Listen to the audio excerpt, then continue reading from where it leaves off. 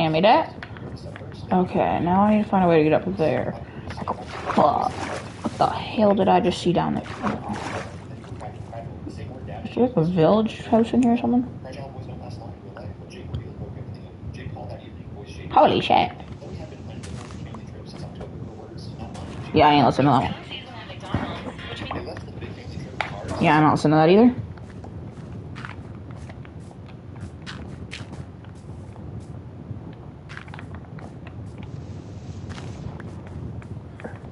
Ooh. Frick. The girl whose mother decided she wasn't worth finding out. That girl became the woman who found it for Jonah. That's not poetic justice. That's just work. 3 years into my career, I was promoted to lead caseworker for the Education Advocacy Unit. My job was to oversee cases where kids were being denied appropriate educational support. I trained new caseworkers. I developed a screening protocol that caught learning differences earlier in the process, so kids weren't spending years being labeled as problems before anyone thought to ask whether they might just need a different approach. The protocol was simple: 5 questions for teachers, 3 behavioral markers, 1 parent interview. It took 20 minutes, and it caught what years of report cards and disciplinary referrals missed. My supervisor presented it at a statewide conference, and 3 other counties adopted it within the year. I built relationships with school counselors across the state so that when a teacher flagged a kid for behavior issues, my team could get in there and check whether there was something underneath. My salary went to $52,000. Not impressive by any standard, but I was 26, and I had a car I owned outright, and an apartment with a lease in my name, and a savings account with $11,000 in it. Every single one of those things would have been impossible if Pauline had gotten her way. Every single one. Bev and I stayed close. She became an accountant and lived 2 hours south of me, and we talked every Sunday. She told me once that the night Pauline ripped my report card, she went to her room and cried into her pillow because she was 16, and she didn't know how to tell our mother she was wrong without becoming the next target. I told her I understood, and I did. Pauline's house ran on fear. You didn't challenge Pauline. You survived her. Keith and I had a more complicated relationship. He was the youngest and the most protected, and he grew up believing what Pauline said about me because he didn't have any reason not to. He was 11 when she called me the dumbest of her 3 kids, and he absorbed that like it was a fact, like it was gravity or weather, just something true about the world. When I got on the honor roll, he didn't say anything. When I got into college, he said, huh, okay. When I graduated college, he said, congratulations, but I could hear the disbelief in his voice, like he was surprised I pulled it off, like he still half expected me to fail. That bothered me more than Pauline's Will you oh, fuck you. Oh, stop slamming the door in my face, bitch. Years later, he told Bev he told me about it. He said he used to repeat what Pauline said about me to kids at school. He said he told his friends his middle sister was the dumb one. He was 11. I don't hold it against him, but I remember it. In my 5th year as a caseworker, I was Wednesday. She said Pauline had been diagnosed with something that was going to take a long time to manage. She said Pauline's insurance covered most of it, but not all, and that the out-of-pocket costs were adding up. She said Keith had offered to move back in and help, but his girlfriend said no. She said Pauline asked about me, not by name. She asked Bev if your sister could come help because she needed someone to drive her to appointments and manage her prescriptions and handle the paperwork. I thought this village was a lot bigger. I told Bev I needed time to think. She said, take all the time you need. I thought about it for a week. I thought about the report card. I thought about the ripping sound and the way the 2 halves landed on the table and the look on Pauline's face when she said I was too stupid. I thought about Miss Odom and Mr. Aiken and the diner and the calculator I bought for $5 and the honor roll that followed it. I thought about let's destroy this village. Every paycheck, every case file I opened for a kid who reminded me of me. I thought about what kind of person I wanted to be, not what kind of daughter Pauline deserved. What kind of person I wanted to be. I drove to Pauline's apartment on a Saturday morning. She opened the door and she looked smaller than I remembered, not physically, just the presence of her. When I was 13, Pauline filled every room she was in. Her voice, her opinions, her judgments, they took up all the oxygen. Now she stood in the doorway of a 2-bedroom apartment in a bathrobe with her hair unwashed, and she looked like what she was. A woman in her late 50s who had been wrong about a lot of things and was only now running out of people to be wrong with. The apartment was the same but messier. Mail stacked on the counter, dishes in the sink, a smell I recognized from some of my home visits at work. Not neglect exactly, just the slow erosion of someone who used to keep everything under control and couldn't anymore. The kitchen table had a pile of medical forms and insurance statements and prescription bottles lined up in a row. She didn't hug me. She said you came. I said I came. We sat at the kitchen table. I looked at the spot where the report card landed 15 years ago, and I felt nothing. Not anger, not sadness, not vindication, just the neutral awareness that this was a table in an apartment where a woman once made a decision about me that was wrong. I helped her organize the paperwork. I set up a system for her prescriptions. I labeled each bottle with the day and time using sticky notes and a marker because the pharmacy print was too small for her to read. I sorted the mail into 3 piles: bills, insurance correspondence, junk. The junk pile was the biggest. Pauline had been opening everything and stacking it all together like every envelope was equally important. That's how overwhelmed people operate. Everything feels urgent, so nothing gets prioritized. I'd seen it in 100 homes. I called her insurance company and spent 45 minutes on hold sorting out a billing error that had been overcharging her $135 a month for 3 months. I got her a refund of $405. She watched me handle the phone call with an expression I'd never seen on her face before. It wasn't gratitude. It was something closer to confusion, like she was recalculating something in her head and the numbers weren't adding up the way she expected. I drove her to her appointment. I sat in the waiting room and read a magazine, and when she came out, I drove her home. She didn't say thank you until I was putting on my coat sleeve. She said it quietly, like it cost her something. I said you're welcome. Then she said something I wasn't expecting. She said you gotta move, bitch. I thought you would. I stood in the doorway and looked Okay, where's the Aaron Golem? Better than I thought you would. Not, I'm proud of you. Not, I was wrong. Not, you deserve more. Just an admission. Wrapped in the same condescension she'd been serving my whole life. That her prediction about I needed that. I don't mind me. I called her by her first name. I've been doing that since college. She noticed every time but never corrected me. Maybe because she knew she hadn't earned the other word. I drove home. 4 hours on the highway with the radio off. I didn't cry. I didn't feel triumphant. I felt tired. I can't feel my foot. I don't know if that's normal or not, but there's the Aaron Golem. Let's get some. Not every week. Once a month, I drive down and spend a Saturday handling whatever had piled up. I didn't do it for her. I did it because the alternative was becoming someone who could walk away from a sick woman to prove a point, and that person wasn't who I spent 15 years building. Bev took Wednesdays. He spent money with his girlfriend Linda. We managed. Last Thanksgiving, Bev hosted dinner at her place. Pauline came. Keith came with his girlfriend. I came alone, and I was fine with that. After dinner, Bev brought out a pie she Four, baked, not and bad. she was clearing plates, and Pauline was sitting at the head of the table with her hands around a coffee mug. She looked at me across the table and said, "You know, I didn't think you'd amount to much." I said, "I know." She said I was wrong about that. The table went quiet. Bev stopped cutting pie. Keith stood still with a stack of plates in his hands. Pauline didn't elaborate. She took a sip of coffee and looked out the window, and that was it. 6 months. I was wrong about that. From a woman her whole identity was never being wrong about anything. Bev looked at me, and I saw her eyes fill up. I shook my head slightly. Not now. Not here. We ate pie. Keith told a story about his girlfriend's cat. Bev laughed. Pauline listened. Normal Thanksgiving things. On the drive home, I let myself feel it. Not the words. The 15 years between the report card and that sentence. The diner shifts and the $5 calculator and the reading specialist and the honor roll letter and the college degree and the $38,000 salary and every kid I'd ever sat next to on a porch step. All of that happened because a 13-year-old girl was told she was worthless and decided to find out for herself. I called Bev when I got home. She picked up on the first ring. She said, "Are you okay?" I said, "Yeah." She said, "Mom said she was wrong." I said, "I know. I was there." Bev was quiet for a second. Then she said, "Do you believe her?" I thought about it. I said I believe she meant it in the moment. I don't think she understands what she did or how long it lasted, but I believe the 6 words were real. Bev said, "Is that enough?" I said it has to be, because waiting for Pauline to give me the apology I actually deserved would mean handing her power. She lost the day I bought that calculator for $5 and decided I was going to high school whether she liked it or not. Some things you stop waiting for, not because you forgive, because you're finished needing it. I'm 32 now. I run the education advocacy division for my region. 16 caseworkers report to me. My office has a window that overlooks the parking lot, which isn't glamorous, but on the wall behind my desk, there's a framed copy of that honor roll letter from junior year. Every new caseworker I hire asks about it. I tell them the short version. Last year, our team identified 340 kids with undiagnosed learning differences who were being labeled as behavioral problems or low performers. 340 kids who were doing exactly what I did. Sitting in classrooms being told they weren't trying hard enough when the truth was... Another village? Hell yeah. $74,000. I own a 2-bedroom house with a small yard and a kitchen table where nobody has ever been told they're too stupid to be anybody. Jonah graduated high school last spring. He sent me a photo of himself in his cap and gown holding a certificate that said honors. He's enrolled in community college starting in the fall. He wants to be a teacher. He wrote me a note with the photo. It said, "Thanks for sitting down." I pinned it to my refrigerator. That's it. Some people rip things apart at kitchen tables. Other people sit down on porch steps. The girl decided she wasn't worth finding out. That girl became the... My mother ripped my report card in half at the kitchen table and said, "Stop wasting my money. You're too stupid to be anything." Right down the middle while I was still holding one end. I came home from school with a C in math and a B- in English, and the rest were B's. And my mother, Pauline, looked at that report card like I had handed her a bill she didn't agree with. She pulled it out of my fingers and ripped it in 2 pieces and dropped them on the table and told me I was the dumbest of her 3 kids and that every dollar she spent on my schooling was a dollar she was setting on fire. I was 13. My older sister Bev was 16 and got straight A's without trying. My younger brother Keith was 11 and already in the advanced math class at his school. I was the middle child with average grades and a reading speed slower than everyone else in my class because I had been struggling with focus since I was small. Still, nobody ever took me to find out why because Pauline said there was nothing wrong with me that trying harder wouldn't fix. There should be lava. She said it so many times that by the time I was 10, I believed it. I believed I was lazy and stupid, and that the reason school was hard for me was because something inside me was broken in a way that couldn't be repaired. Pauline made a decision that night at the kitchen table. I want to build my house in that corner. School after 8th grade. She said she wasn't paying for high school supplies and clothes and fees for a kid who was going to end up working with her hands anyway. She said Bev was going to college, Keith was going to college, I was going to stay home and help around the house and maybe learn to cook or clean offices because that was more realistic for someone like me. I finished 8th grade. The last day of school, my teacher, Miss Odom, asked me to stay after class.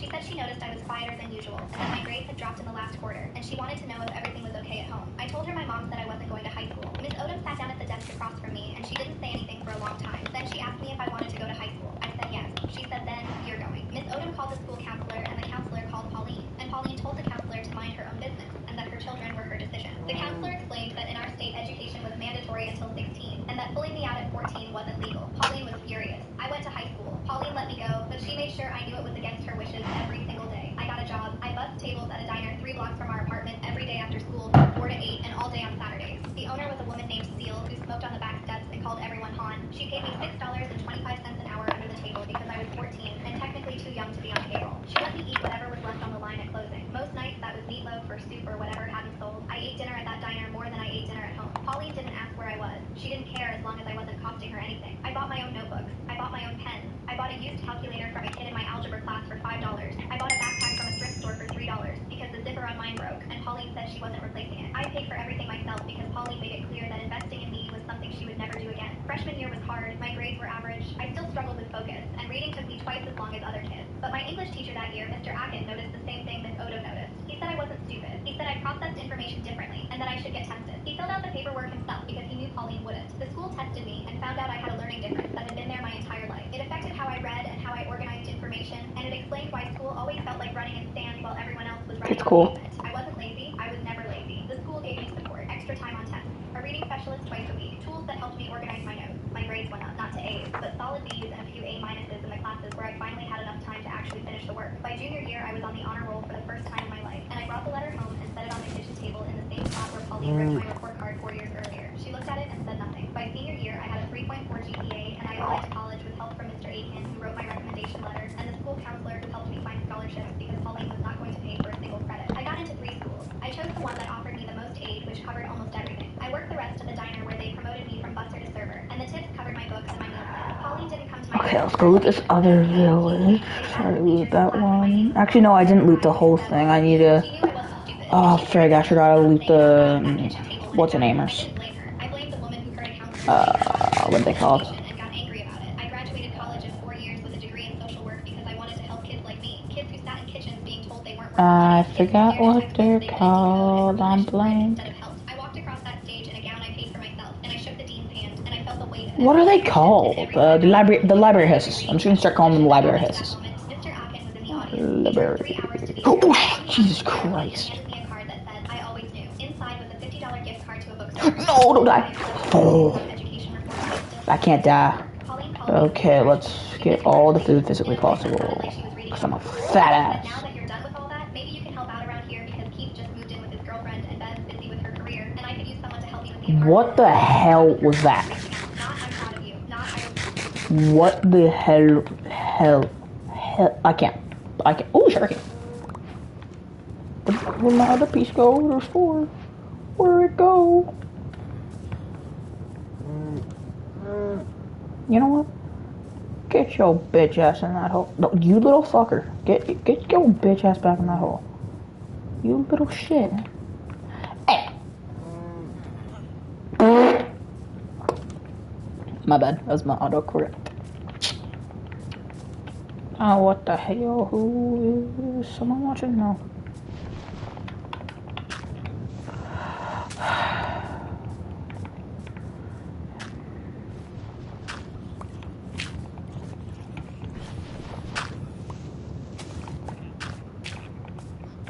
Okay.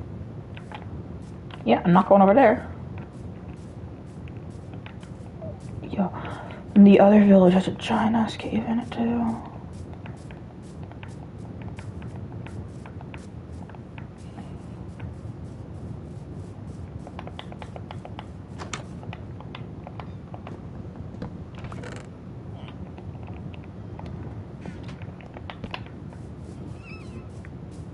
No, shut the hell up.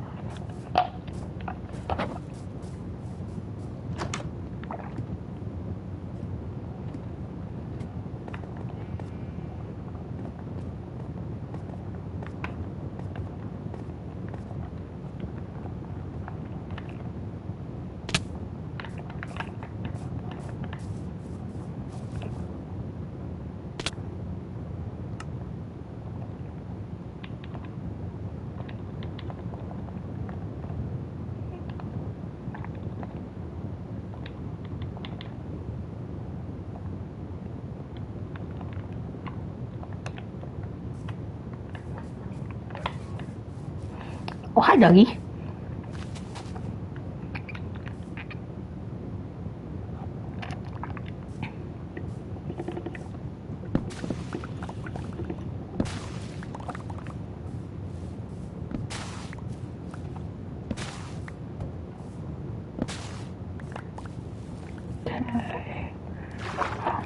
Don't need to break anything over here.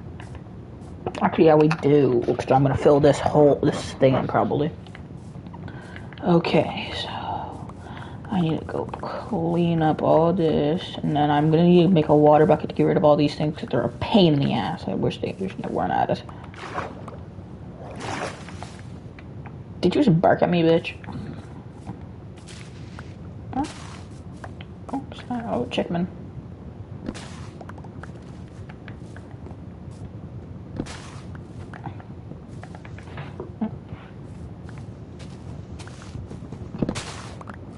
Put that back on so someone's watching. I need something, and you're the one who's available. I said I'd think about it. I didn't think about it. I moved 4 hours away and started my first job as a caseworker for the county child welfare office. Starting salary was $38,000 a year. Not a lot, but it was mine. I rented a 1-bedroom apartment above a laundromat for $650 a month and bought a secondhand desk that I put by the window and sat at every night reviewing case files. The apartment smelled like dryer sheets. I didn't mind. It smelled like independence. Every paycheck I earned was proof that the woman who said I was too stupid to be anybody was wrong. My caseload was heavy from the start. 15 families, then 20, then 25. I drove across the county every day visiting homes and checking on kids and filling out reports that took me longer than they took my coworkers because the learning difference didn't go away just because I graduated. It was still there. It would always be there. But I had tools now, and I had time management systems, and I had the stubbornness of a person who was told at 13 that she was a waste of money. That kind of motivation doesn't expire. Within my first year, I noticed something in almost every case I handled. There was always a kid in the house who reminded me of me. Not always the one the file was about. Sometimes it was the sibling nobody mentioned. The quiet one who sat in the corner during home visits. The one whose grades were slipping and nobody asked why. The one who was being told by someone in their life that they weren't worth the effort. I started paying closer attention to those kids. I started asking teachers about them. I started recommending evaluations that the parents hadn't requested. In my second year, I got a case that changed everything. A 12-year-old boy named Jonah who had been flagged for chronic truancy. His mother told the school he was defiant and refused to do homework, and that she'd given up trying to make him care. His file described a kid who was headed nowhere. His teachers wrote things like, does not participate and refuses to complete assignments, and disruptive when present. I went to the house. Jonah was sitting on the front steps with a library book in his hand.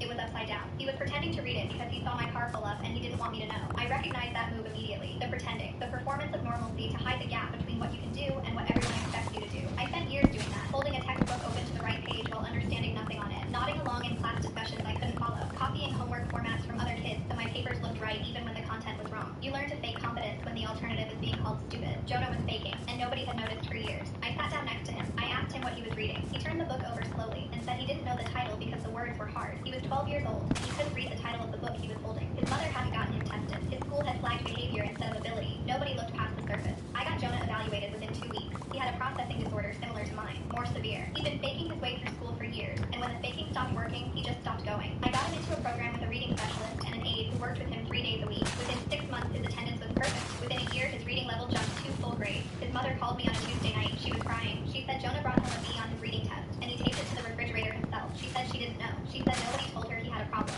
She said she thought he was just being difficult. I told her it's never too late to find out what your kid actually needs. I hung up and sat in my car in the dark for 15 minutes. I wasn't thinking about Jonah. I was thinking about a 13-year-old girl on a kitchen floor picking up 2 halves of a report card. The girl nobody tested. The girl nobody looked past the surface for. The girl whose mother decided she wasn't worth finding out. That girl became the woman who found it for Jonah. That's not poetic justice. That's just... My mother ripped my report card in half at the kitchen table and take out a family conflict. Not cousin Willa, who our mother had always been sweet to at holidays. Not a single one of the 20 people in that apartment was willing to pretend anymore. Our mother grabbed her purse and said fine. She said she didn't need any of us. She said we would all regret this. She said I would come crawling back when I realized who my real mother was. She walked through the living room and every pair of eyes followed her. Nobody stopped her. Nobody said wait. Nobody told her it was all a misunderstanding. She slammed the front door hard enough to rattle the picture frames on the wall. It was a framed photo of me and Lenora at my middle school graduation. Lenora had taken the day off work to be there. Our mother hadn't even known it was happening. The glass cracked across the middle, but the photo was fine. Willa picked it up and set it on the counter. The apartment went quiet for about 10 seconds. Then Aunt Pauline turned to Lenora and said that woman has had this coming for 18 years. Lenora didn't respond. She just picked up the broken wine glass from the sink piece by piece with her bare hands. I took a towel and helped her. We cleaned the kitchen together in silence while Aunt Pauline directed people back into the living room. Uncle Bryce put music on. Willa brought out the cake that Lenora had made from scratch that morning. 3 layers with buttercream frosting and my name written on top in blue icing. She had been up since 5 to make it. I knew because I had heard her in the kitchen from my bedroom and fallen back asleep to the sound of her mixing bowls, the same way I had fallen asleep to the sounds of her taking care of things my entire life. The party continued. It was different after that. Quieter in some ways and louder in others. People laughed more. People actually talked to me instead of performing around me. It was the first family gathering I had ever been to where nobody was pretending. Lenora and I stood on her tiny apartment balcony at the end of the night. Everyone had gone home. The apartment was a mess of plates and cups and crumpled napkins. I told her I was sorry for causing a scene. She looked at me and said, you didn't cause anything. You told the truth. Spruce! Yes! Yes! The documents, the records she had kept for 18 years. She went inside and came back with a plastic storage bin. It was the size of a large shoebox. Inside were folders organized by year, 18 folders, one for every year of my life. Each one contained school forms,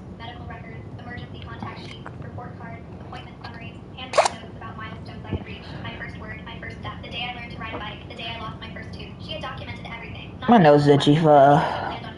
I really want someone to join the live.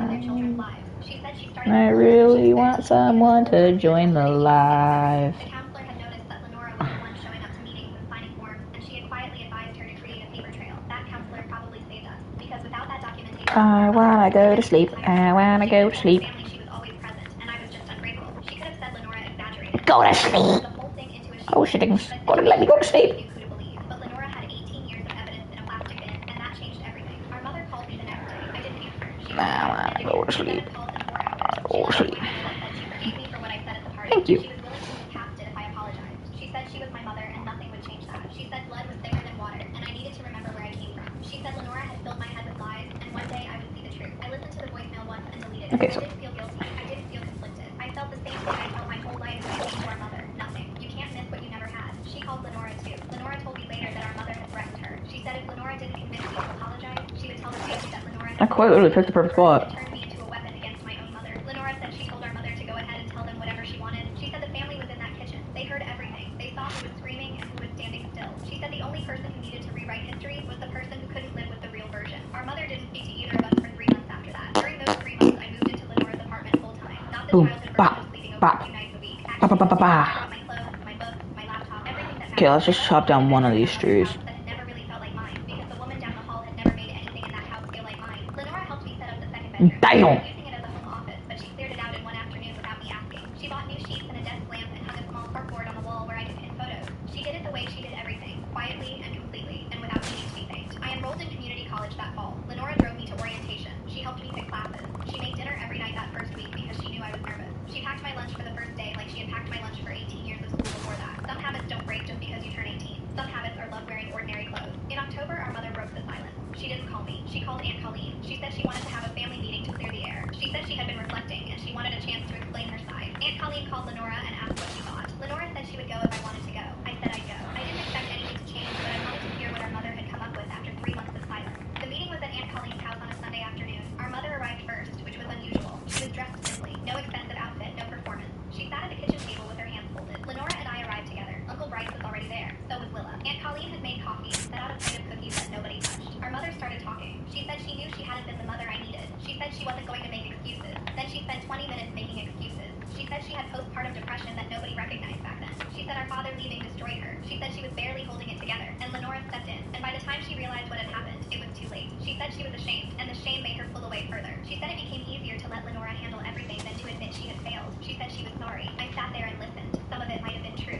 Maybe there was depression. Maybe the shame was real. But I kept thinking about what Lenora had said at the graduation party. You weren't depressed. You were at restaurants. You were on vacation. You were dating. Whatever our mother felt, she felt it selectively. She was too depressed to attend my school play, but not too depressed to go to Miami with her boyfriend. She was too overwhelmed to pack my lunch, but not too overwhelmed to post curated photos on social media pretending to be Mother of the Year. Depression doesn't work like that. Shame doesn't work like that. What works like that is choice. When she finished, I said thank you for telling us that. She looked hopeful. I said, but I need you to understand something. Even if everything you just said is true, it doesn't change what happened to Lenora. She was 12. She didn't have postpartum depression. She didn't have a broken heart. She had a baby sister who needed a mother, and she became one because you chose not to. She lost her childhood. She missed school dances and slumber parties and the normal life a teenager is supposed to have because she was warming bottles at 3 a.m. Your pain doesn't erase her sacrifice. Our mother started crying. She said she knew. She said she wanted to make things right. I said making things right starts with acknowledging what my mother actually... What's going on? Am I missing? Oh, never mind. Oh my god, I need food. Oh, I have a lot of damn apples. God damn. I need to make a... Can I join? I'm just going solo right now. I need a bucket. Wandering trader, what do you got to trade, bud? Hey, get your ass back here. Oh man. I'm sorry. I just don't really play that much with people. More of a solo dude. Okay, well, you trade your ass.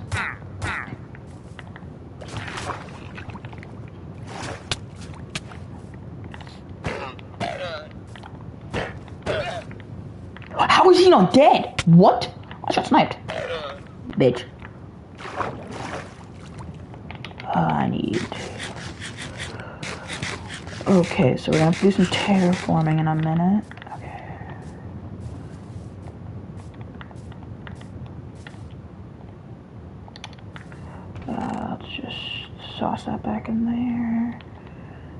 Actually, no, I need that iron. And I need 2 sticks, because I need... Oh, shit.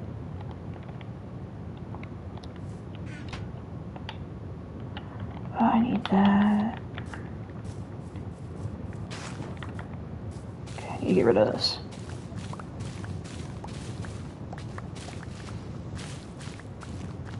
This would be, like, absolute perfect to make a city in.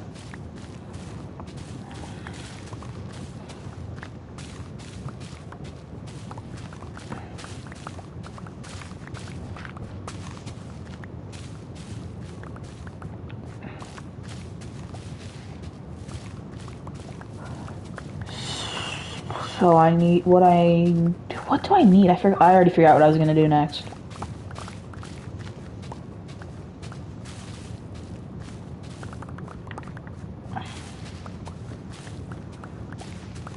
Okay, well first things first, I need to fill in all these holes.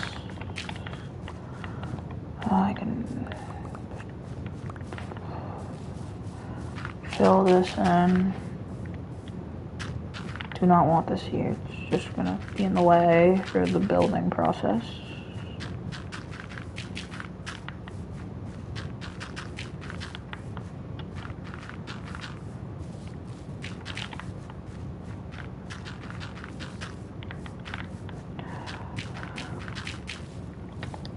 Am I out of dirt? Never mind.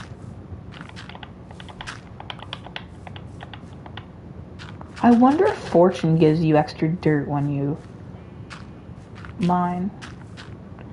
What? Well, that's not normal, I don't think. I thought it had... Oh. There we go. It broke, and then it broke. Right after I said that. Now I just need to get the sugarcane back, and... I'm gonna place it over here just so it doesn't get in the way. Can I place it on gravel? Nope. Okay, now let's get rid of all this stuff.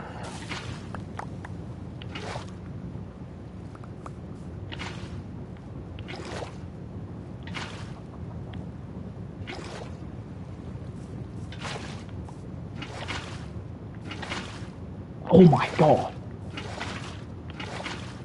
Finally. That was a pain in the ass to figure where that out. Okay, right there. Right there's the spot. Oh shit. I need that back. I need to place you down back. Okay, I'll just manually break all these ones. Right there. Right. Just keep going. Keep blowing, keep blowing, keep blowing. Keep blowing. Keep flowing, god damn it, thank you. Oh, this is gonna be a project. I'm just gonna have to wait for them all to despawn or for me to pick them all back up. Can I have that back, please? Where my waters go? Oh, it's still over here. I want to slime that pig out so bad, but I'm not going to. Because I got apples. Actually, I don't know if I should eat the apples or if I should keep them for golden apples.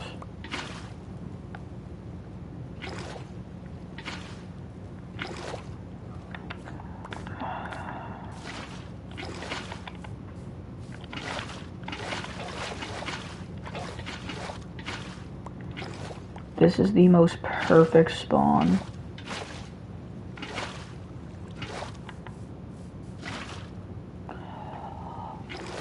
I spawned like right over there by that big tree. There's a village there and there's another village over there. What was I doing again? There we go.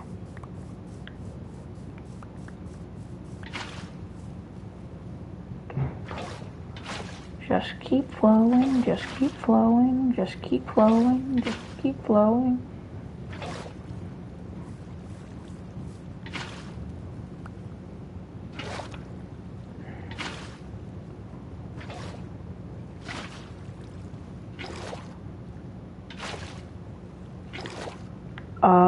Like, what was I trying to figure out on TikTok again? Whatever.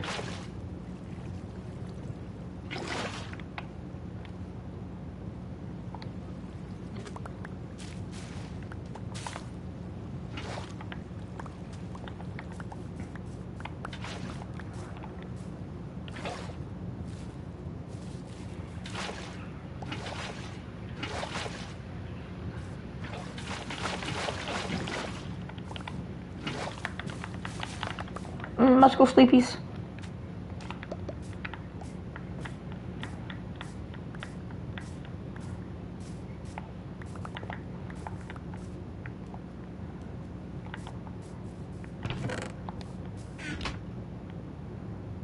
Once it hits the tree line, I can go to sleep.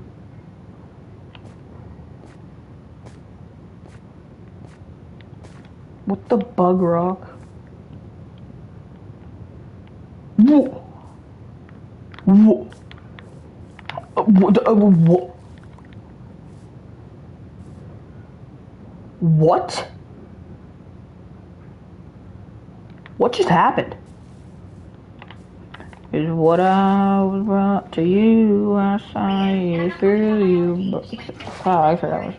She has been my mom since the day you put me in her arms and walked away. I'm not going to stop calling her that. That's not negotiable. If you want a relationship with me, it starts with accepting that. Our mother looked at Lenora. Lenora hadn't spoken during the entire meeting. She was sitting with her hands in her lap, the same posture she had since childhood when things got tense. Steady, present, waiting. Our mother said, "I'm sorry, Lenora, for all of it." Lenora nodded slowly. She said, "I believe you mean it right now. I hope you still mean it tomorrow." Aunt Colleen refilled the coffee. Uncle Bryce reached for a cookie. The conversation shifted into something quiet. Of course Uncle Bryce reached for a cookie.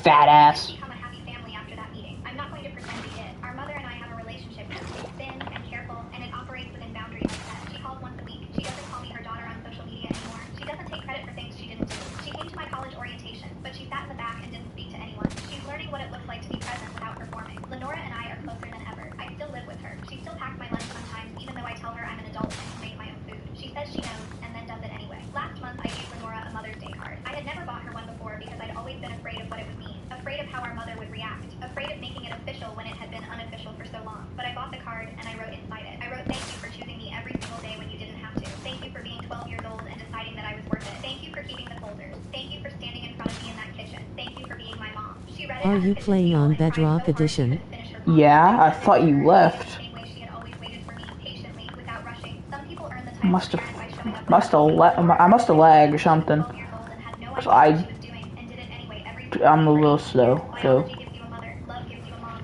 Stayed out of family. I thought you left because I checked how many people were watching and it just said none. No.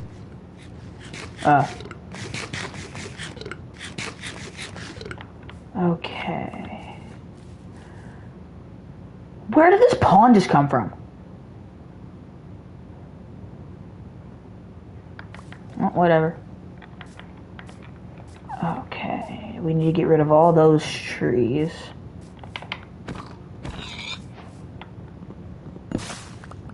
Please don't break on me. Please don't break on me. Please don't break on me. Please don't break YouTube on me. logged.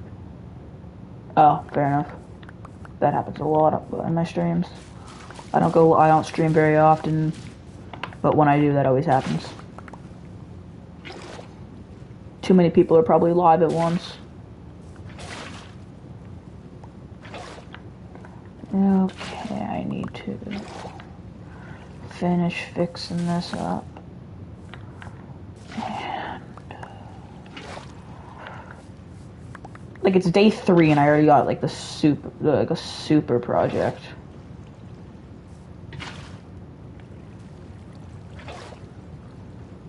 Where'd my shovel go? There it is. My shovel? Can you please add me?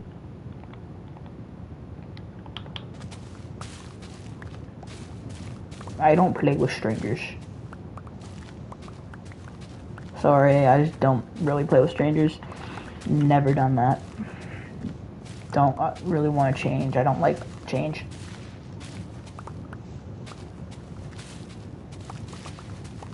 I'm a subscriber.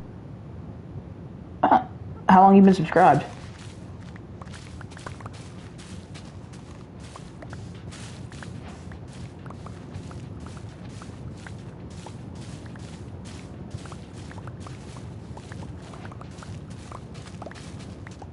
One day.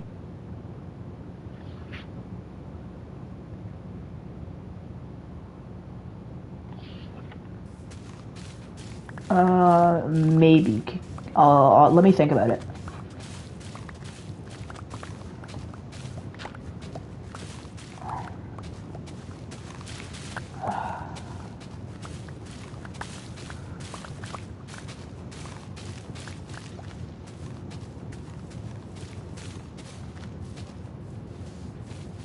How the hell was that piece of sand floating? Shovel's about to break.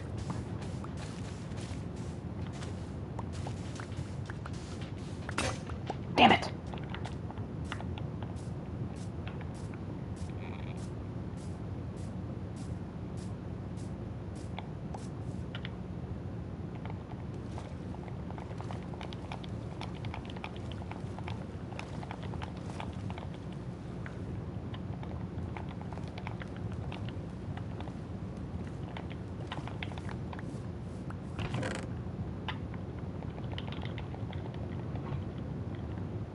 Okay, I need to get like a food situation figured out.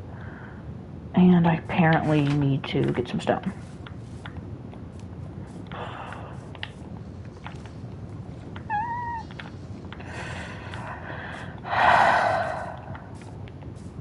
What time is it? 7 o'clock? Or it's almost 8 actually. I need food. Where did that little stone patch I had around here go? Whatever, I'll find it. Whatever. I'm just gonna dig a little hole.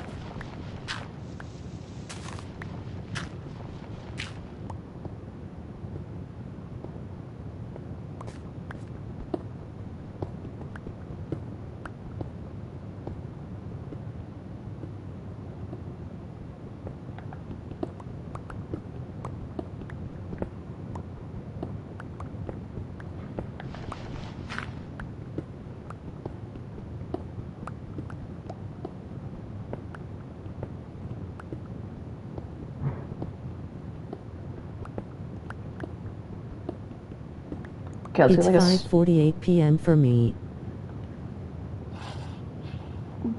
Where the hell do you live? Like California?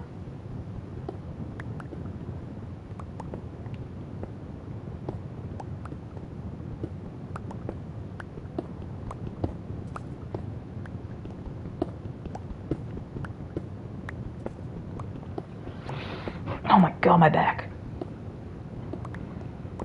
USA.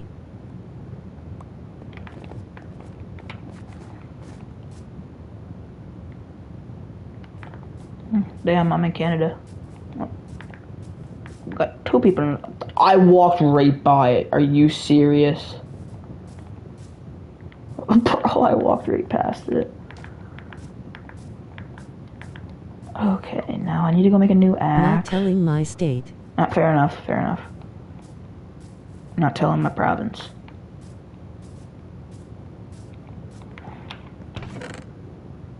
Okay, get rid of the dirt. Give me about a trillion sticks.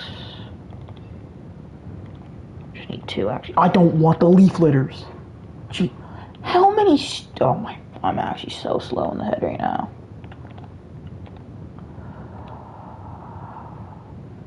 How many stacks of saplings do I have? 1, 2, 3, 4 almost.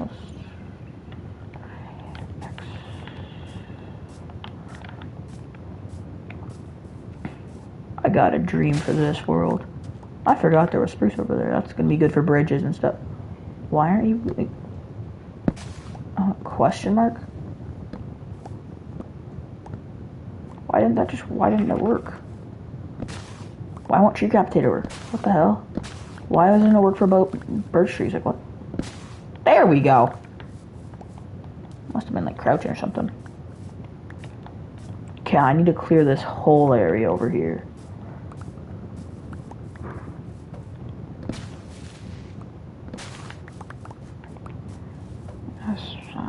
Laughing through the tears. And I'm gonna have to get off soon. So maybe tomorrow you could join. Maybe tomorrow or something. If I go live tomorrow, you can probably join. And if I do go live, I'll probably be live around, it would be about 7 o'clock for me.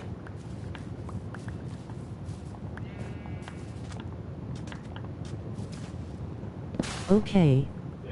Yeah? Yeah, I guess. Okay, I gotta go, guys. See ya. Peace.